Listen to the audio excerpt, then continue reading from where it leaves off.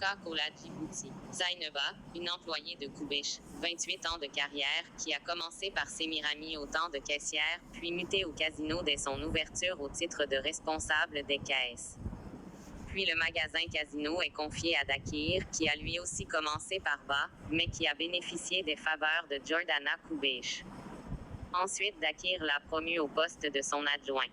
Après que Dakir soit muté aux plateformes et remplacé par un vieux expatrié, Hernandez, mais Zaineba reste toujours au poste de l'adjoint, et réaménage les staffs à son goût.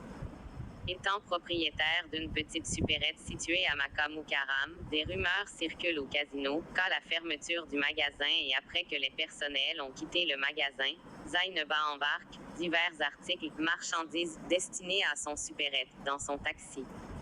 Les rumeurs ont levé des soupçons à la direction générale, qui a ensuite lancé une enquête approfondie à son encontre.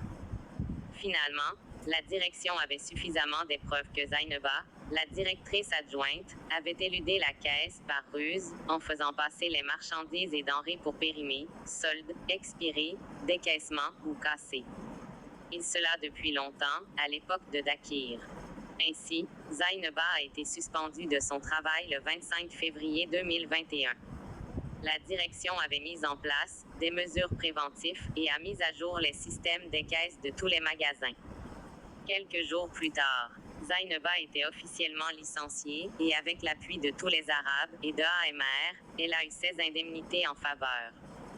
Ce licenciement avait déchiré les cœurs de toute la race arabe de Kubesh, surtout Dakir qui jugeait cela d'injustice.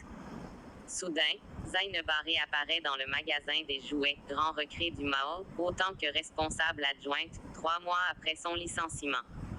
On lui a re-embauché avec son salaire du casino. Une première à l'établissement Kubesh. Non seulement aucun des employés somalis et afars, licenciés pour faute lourde, n'a jamais bénéficié des indemnités, ni été re-embauché. Au contraire, un employé viré pour faute n'avait point le droit d'être repris, même après des années. Est-ce une démonstration de force du secte? Est-ce une arabisation, mutation de l'historique établissement Kubesh? Et la famille Kubesh dans tout ça? C'est la question que tous les employés se posent. Reste à savoir aux prochains articles.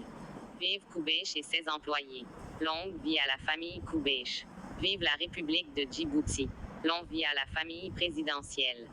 Loyauté, dignité et honnêteté pour toujours.